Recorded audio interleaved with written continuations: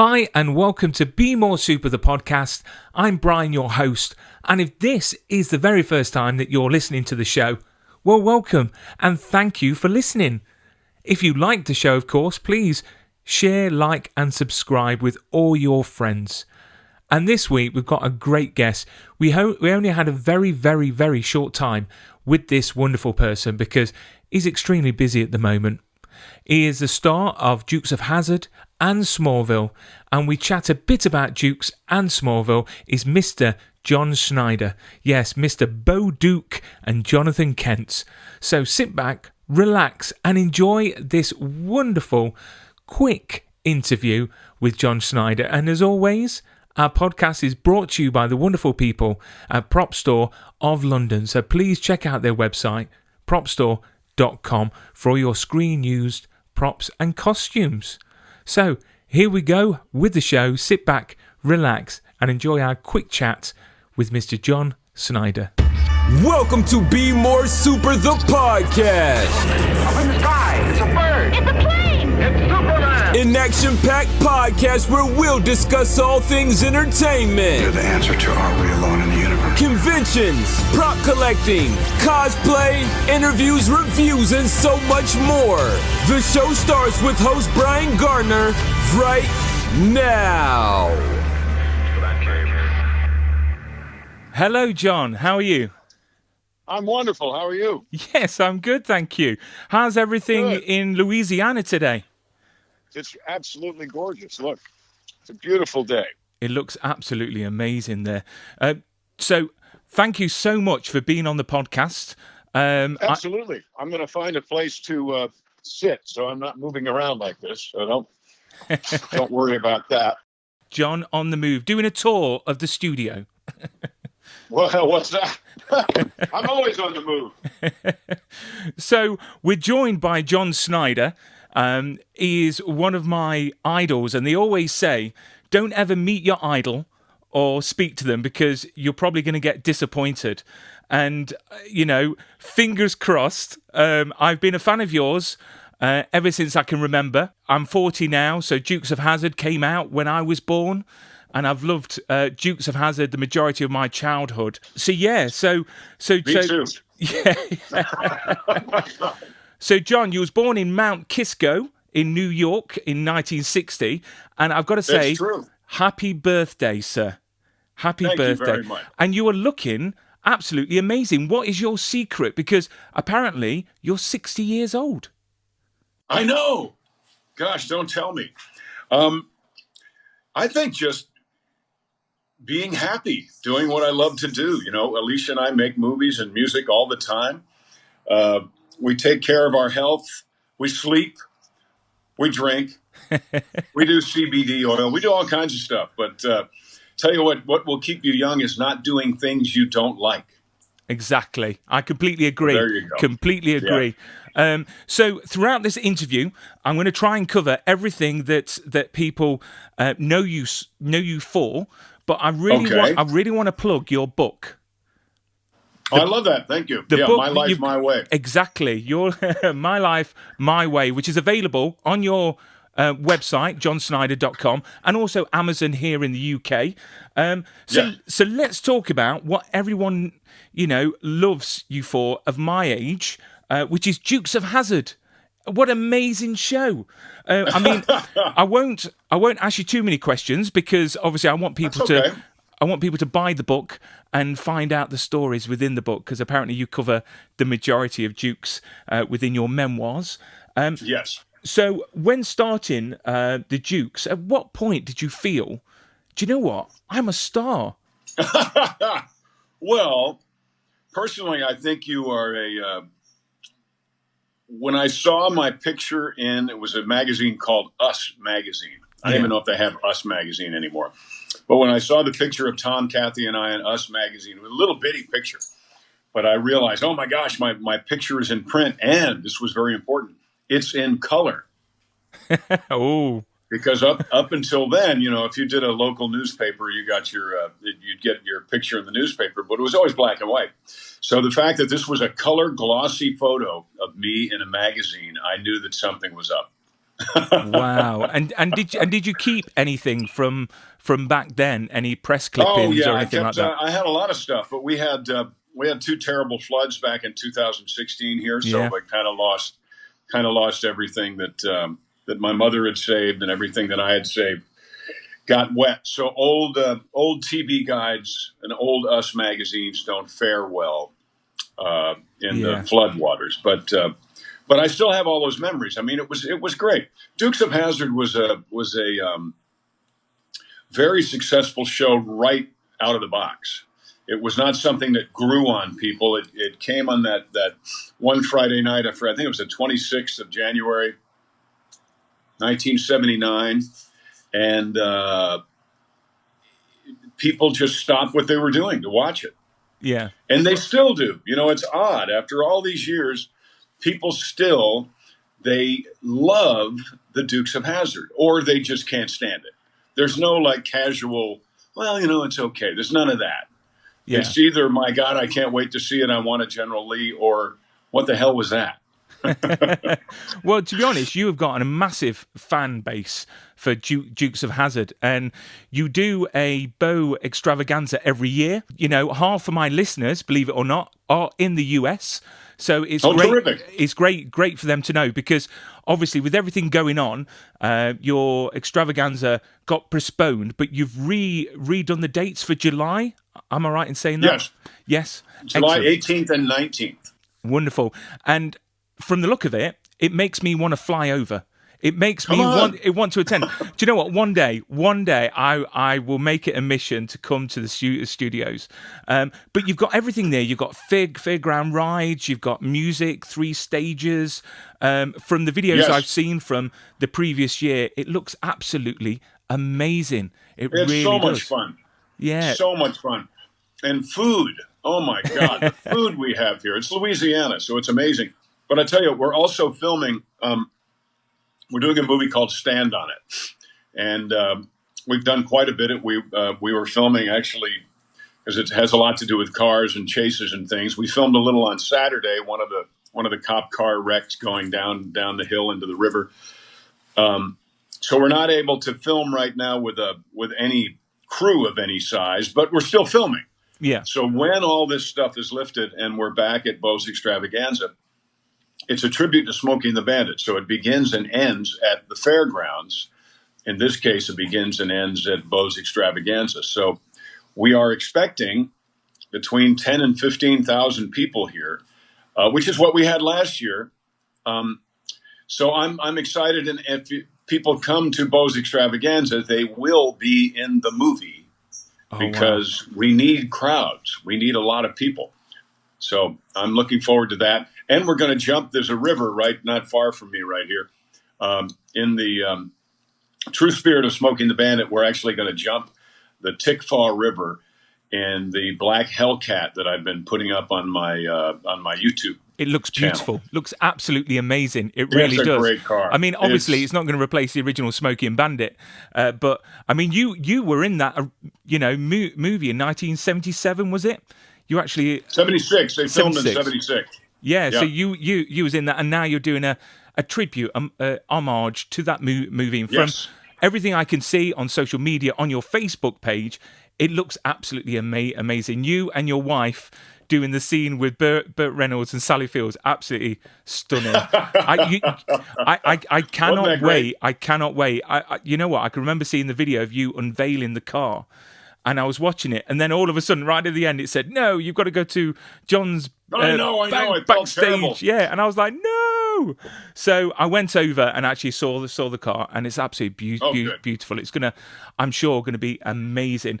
Like, to be honest, the majority of films that you've written and directed. I mean, back in the day in 2000, I think it was around 2003, 2004. You were selling. I'm going to show you a few pieces now.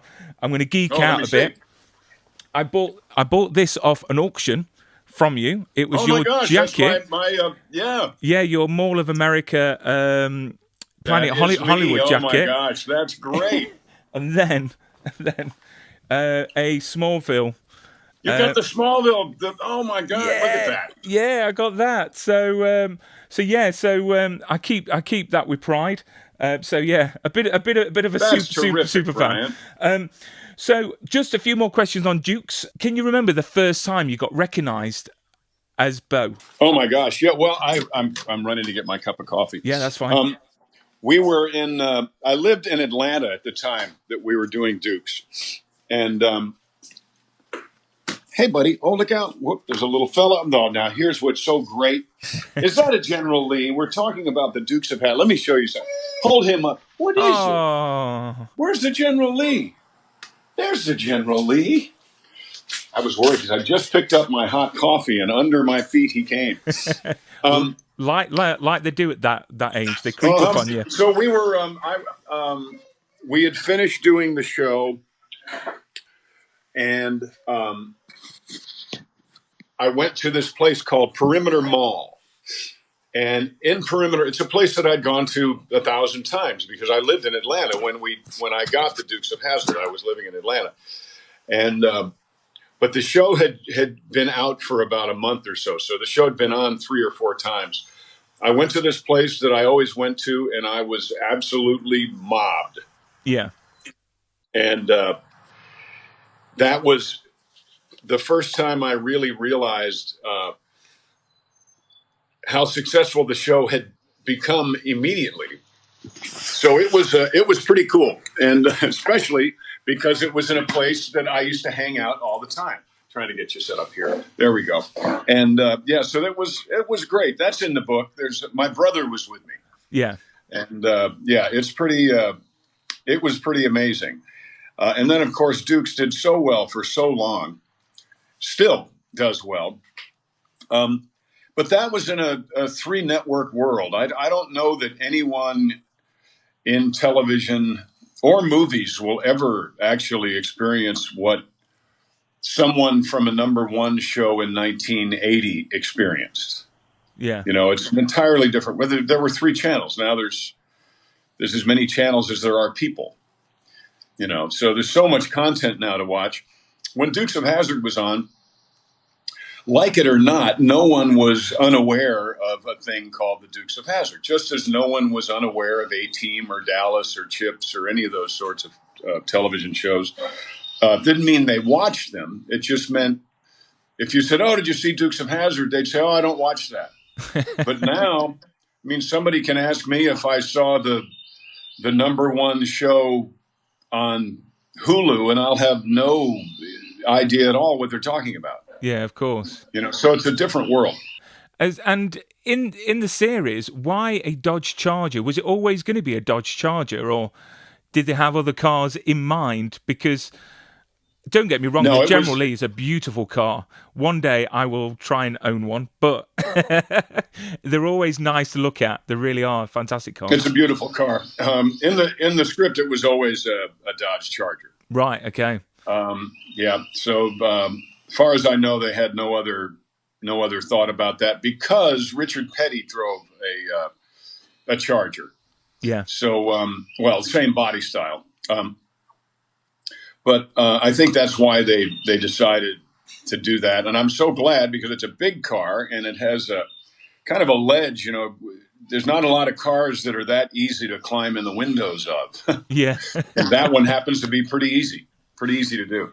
Yeah, I saw the video of the reporter that dented your car years ago. Oh, yeah.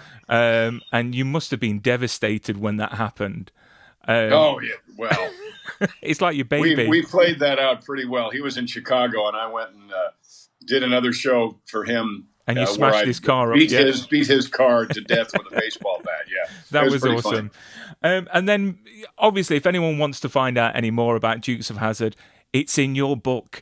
It is. So we're going to move on to Smallville. What an amazing show from 2001 to 2011. Just amazing. I'm a massive Superman fan, hence the name of the podcast is Be More Super. I grew up watching the Christopher Reeve movies as well, which I thought was stunning. The remakes I'm not so happy with, but hey, nobody is. It is nostalgia, of course. And I've got to say, John, damn you made me cry twice in Smallville. You brought a man Twice. to tears twice.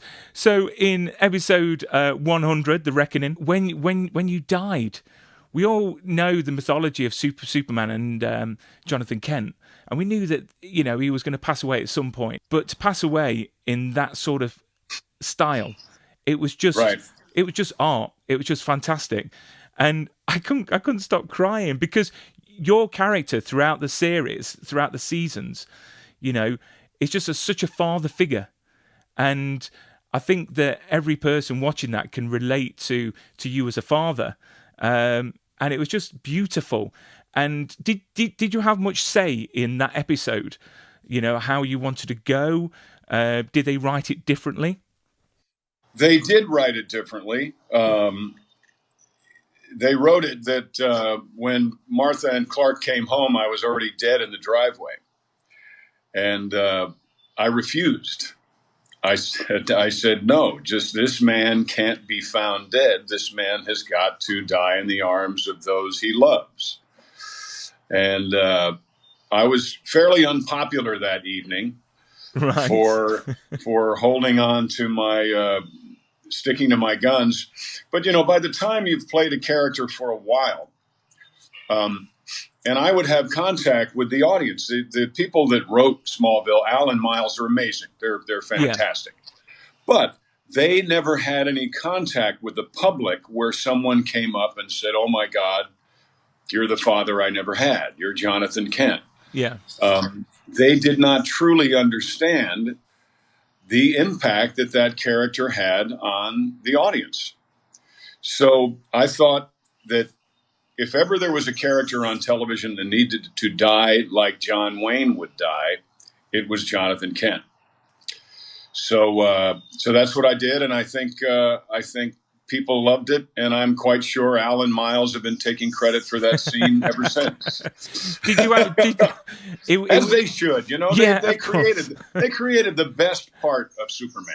Yeah, when they created Smallville. I mean, everyone always thinks of like Glenn Ford in the original movies, and obviously you've had Kevin Costner and yourself. But I think for you, it was a lot more real. It seemed like you could see that you've invested yourself completely into the role. Throughout the actual seasons, it's a pleasure. Within the seasons, did you have much say in your character? Because it was so beautifully written. Did you have much say in it? Yes.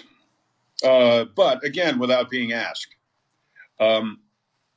There was something I would always do where if Clark came home from school, or if Clark needed to talk, I would come in from outside. I'd be taking my work gloves off.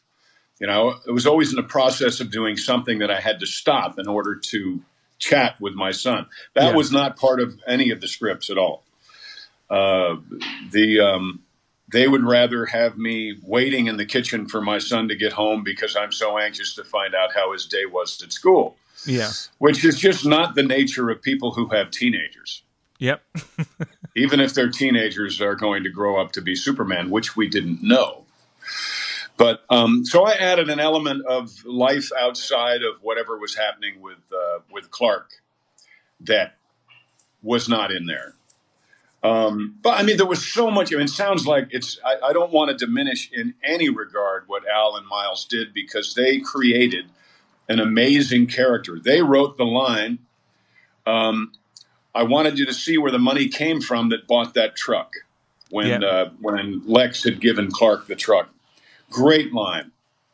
I just added things to it that I think really helped flesh it out, really helped make everything that was going on believable. And I had teenage children at the time, so I knew something about the joy and frustration of raising teenagers. So I like to think I added to that. I will also tell you that the notion of me handing Clark the suit in the last episode was my notion. That's the second time I cried. Second time you cried. When okay, you good. appeared, and I think that it obviously did the job. Always hold on to Smallville. Yeah. It's fantastic. And Smallville will always be a part of our world. I've noticed at conventions, everyone goes crazy on Smallville.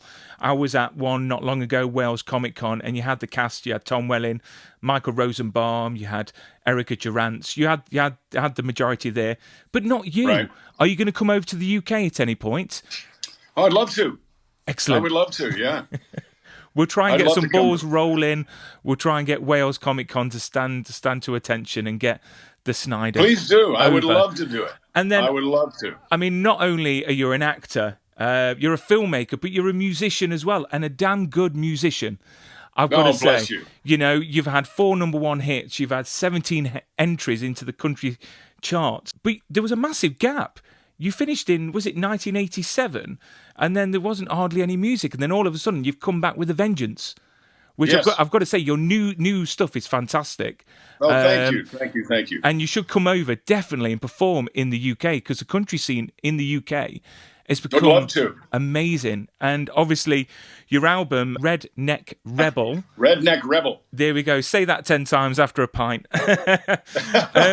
Is fantastic. And What the Book is an excellent song, because I was playing it the other day, and my little girl, Lois, after Lois Lane. Lois, of course. Yeah, she's only 6 years old. When you sang What the Book, she went, "Daddy, what did he just say?" Because she thought it was something else. But why the gap? Why the time away from music? Well, there was a time when I was with MCA back in the 80s where things were going really, really well. And then there was... we were supposed to do a bunch of new press because I had just done a new album called You Ain't Seen the Last of Me. And if you go back and listen to that, it's quite different for 1987, 1988. And we had I changed my music, and the advertising didn't change. And the label came to me and said, or I went to them and I said, "Hey, you said on 3, jump. And I jumped. And where are you?" And they said, "Well, we decided it really wasn't that different after all." So they didn't support the new music with new advertising. And I'm very much like many of the characters I play. I mean, I do what I say I will do, and I expect the same in return. And if you don't comply and you don't do what you said you would do, chances are I'll take my toys and leave the sandbox. So I did. I took my toys and I left the sandbox. I got married, had a family, raised children, and then when and this is in the book too, but when that part of my life fell apart, I wound up living in Louisiana, met the most amazing woman in the world, who is Alicia, who, after we lost everything in the flood I spoke about earlier, I was playing my guitar one night, and quite simply, she came in and I put the guitar down, and she said, "Why do you do that?" And I said, "Well, playing the guitar makes me feel better when things are going to hell." And she said, "No, I didn't ask why you put it down or why you picked it up. I asked you why you put it down." So with that one little word of inspiration, we've done now 106 songs since that question. And that's the whole Odyssey project. That's the Ruffled Skirts project. That's the Recycling Grace project, the Redneck Rebel project. I mean, we've done a lot of music, and I'm delighted with it. And it's very true what they say: behind every great man is a great woman. And I've got to say, since seeing Alicia, in your life, from what I can see, because obviously we've been through a lot through lives, and you've been through a hell of a lot. And I'm a great believer in things happen for a reason, Mm-hmm. And you seem to be so happy now, and she seems to be such a positive impact on you. So thank her for me, because obviously we're getting the best out of John right now, especially with your music. House of Amazing Grace, absolutely beautiful song. Thank you. I don't know how that come together, but it works amazingly. And then obviously your filmmaking, John Schneider Studios. What an amazing place. You've brought out some amazing independent movies, which must be fantastic. So, we have total freedom. We can do whatever we want, however we want, whenever we want. Yeah. So Alicia and I have now done 11 films since we met. Yeah. And we're only going on 6 years here. Wow. So, it's pretty amazing. I was just working on Stand On It when you called, and finishing up just this morning, finished up the color correction on a movie we're going to release here pretty soon called Tres Leches, a stoner dude loser road trip comedy. Right. It's very funny. These guys who call themselves the Three Cheeses. No, Three Milks. Pardon me.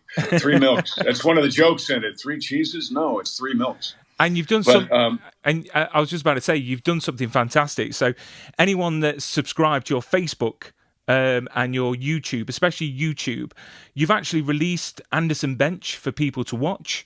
Yes. On there, you've released Collier and Co. Collier and Company. What did you think of Anderson Bench, Brian? Very good, very good. A bit unusual. I did start to watch it with my little one in the room, and then I had to stop. And I was like, oh, but you know what? I've got to say, I can see a massive transition from Collier and Co., which I think is a fantastic movie. And if anyone hasn't seen it, it's got another man in it that people will recognise, which is Rex Smith, good old Street Hawk, which is another, but again, fantastic movie. And Smothered again is an amazing movie. Again, not one for the kids, because one of the opening scenes, someone dies by a certain way. I'm not going to spoil it for people, but wow, it scared me for life. But somebody put that out in linear form, because the Smothered is non-linear. Yeah. But if you check out Smothered, go to my YouTube channel again. Yeah. I think it's called Striper. Somebody put it up, but it's Smothered in linear fashion. So check that out. Also, Like Sun is out there. Another one not for kids. Christmas Cars is available for rent. That one is for kids. And parents, it's important to be able to watch something with your kids, but not everything. You don't have to watch everything with your kids. We have a ball. We have a lot of fun here. We do a lot of music. We do a lot of movies. 2 days ago, I had a friend here with a tractor, and we pulled a police car. Part of Stand On It, we had to have a police car get smacked and go into the river. So we did that the other day. Just friends over. He happened to have a tractor, and I happen to have a police car. So we why not? Why not? So we put it in the river and then dragged it out. So it truly is really fun here, because we can do what we want when we want. But here's the most important thing: how we want. Exactly. We can do things how we want to do them. Excellent. So anyone could go onto your website, and you do on Facebook sign-ins. Miss Shirley's yes. Was that after your mum? Just out of curiosity. Yes. Yes. Yeah, that was my mom's. That was my mom's house. Was it really? So Miss Shirley's is my mom's house. Yeah. Oh wow. So yeah, and you do live sign-ins, and obviously your movies, music, T-shirts, hats. It's all available off your website. John, I won't keep you any further, because I know you're a busy man, and you're taking over the Bellamy Brothers Facebook page tonight. Yes, I'm doing that tonight. I can't wait. I cannot wait. I've known these guys. I've known Howard and David for 30-something years.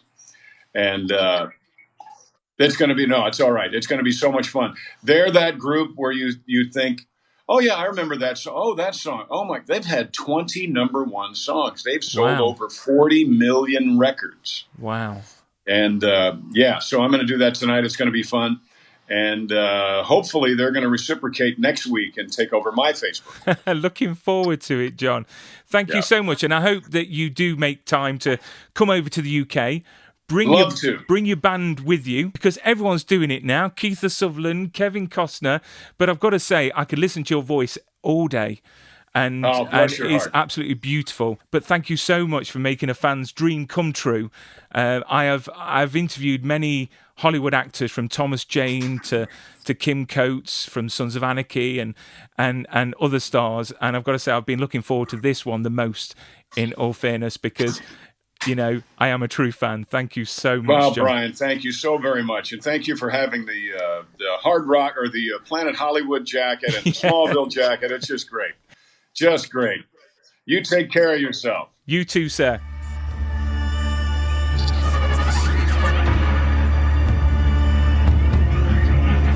You've been listening to Be More Super, the podcast. It was kind of a crazy, fun experience. I love the show, guys. You're awesome. Listen, my whole family loves it, man. If you enjoyed this episode, be sure to hit the subscribe button and share with your super friends. In my world, it means hope.